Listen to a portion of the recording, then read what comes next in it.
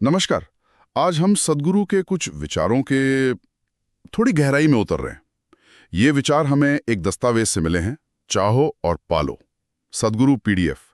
इसमें जीवन, इच्छा, जिम्मेदारी और हाँ, अंदरूनी खुशी जैसे बड़े जरूरी विषयों पर बात की गई है। बिल्कुल। और सद्गुरु की ये खासियत है ना कि वो मुश्किल लगने वाली बातों को भी बड़े आसान रोजमर्रा के उदाहरणों से समझा देते हैं। हाँ बिल्कुल, जैसे सुबह सुरेश या बालाकृष्णन जिन्होंने ये साझा किया, उन्होंने भी शायद यही महसूस किया होगा। तो चलिए देखते हैं क्या खास है इन विचारों में। पहली बात इच्छा पर है, डिजायर, और ये थोड़ी चौंकाने वाली है। हाँ, क्योंकि आमतौर पर तो यही सुनते हैं कि इच्छा ही दुख का कारण है। सही, पर यहाँ कहा गया है कि इच्छा दुख नहीं बल्कि जीवन का आधार है।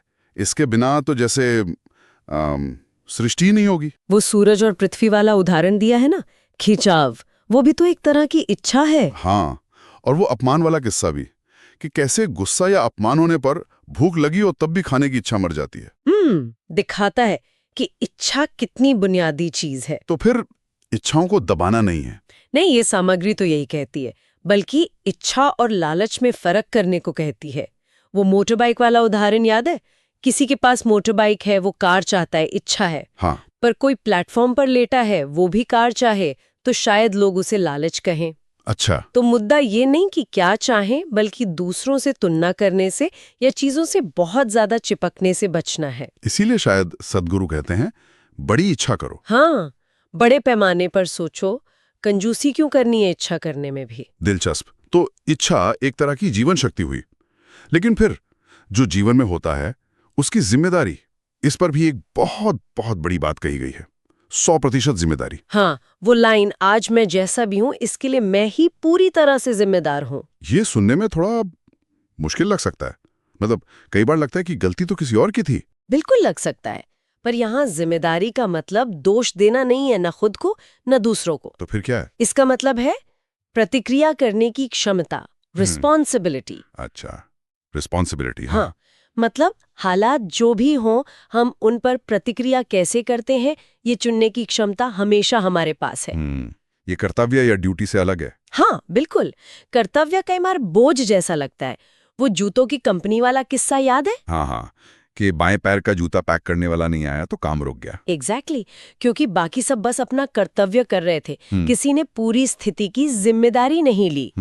तो जिम्मेदारी लेना हमें ताकत देता है, सशक्त बनाता है, जबकि टालना या दूसरों पर डालना वो कमजोर करता है। और ये भी कहा है कि हमारी काम करने की क्षमता, कैपेबिलिटी, वो सीमित हो सकती है। हाँ, पर जिम्मेदारी लेने की क्षमता असीम है, उसकी कोई सीमा नहीं। और वो प्रयोग 24 घंटे वाला, कि मान लो हर चीज के लिए जिम्मेदार हैं और देखो क्या होता है।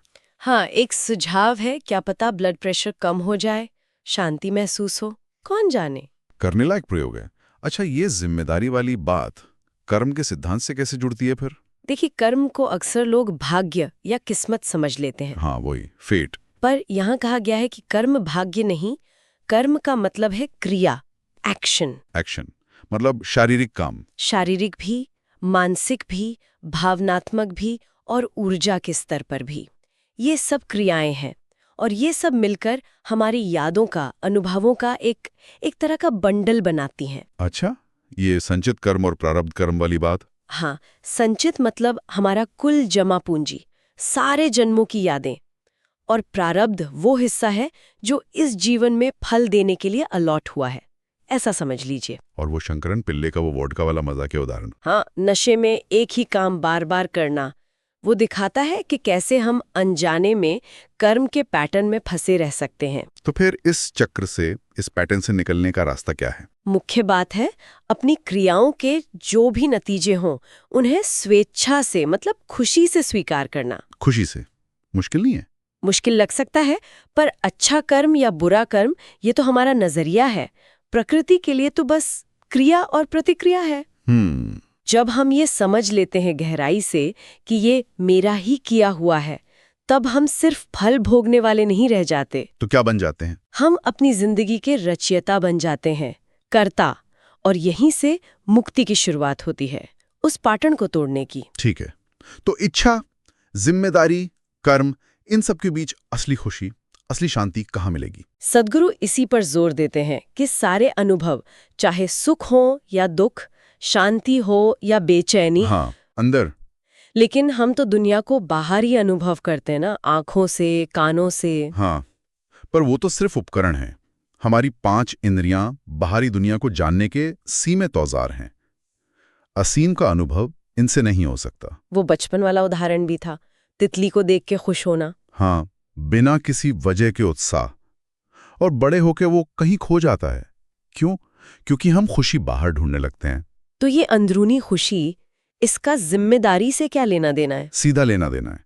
जब तक हम बाहरी चीजों को दोष देते रहेंगे, मेरी किस्मत खराब है, ग्रह ठीक नहीं है, लोग बुरे हैं, हाँ, तब तक हम असहाय महसूस करेंगे। लेकिन जैसे ही हम अपने अंदरूनी हालात की जिम्मेदारी लेते हैं, तो कंट्रोल अपने हाथ में आ जाता है। बिल्कुल, फिर हम अपने शरीर, मन, भावनाओं और ऊर्जा को एक सीध में लाने पर काम कर सकते हैं। इसी के लिए वो ईशा क्रिया का जिक्र है। हाँ, वो एक साधन है, एक तकनीक। संक्षेप में वो हमें ये याद दिलाने में मदद करती है कि मैं ये शरीर नहीं हूँ, मैं ये मन भी नहीं हूँ। इससे एक दूरी बनती है और चीजों को संभालना आसान होता है। और जीवन को एक उत्सव की तरह जीना, ये भी कहा गया है। हाँ, पूरी तरह से जीना, गंभीरता से, लेकिन बोझिल होकर नहीं, एक उत्सव की तरह। वही अंदरूनी कल्याण का रास्ता है। तो अगर सार निकालें इन अंशों का, तो क्या कहेंगे?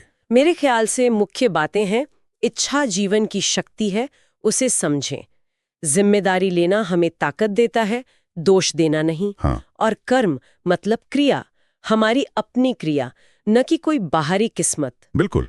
और सबसे जरूरी कि सच्ची खुशी, शांति, प्रेम, इन सब का स्रोत हमारे अपने अंदर है। बातें सुनने में सरल लगती हैं, पर हैं बहुत गहरी। हाँ, और शायद सोचने के लिए एक सवाल छोड़ सकते हैं हम यहाँ। जरूर। अतरी सच है कि सभी अनुभवों का स्रोत हमारे अंदर ही है।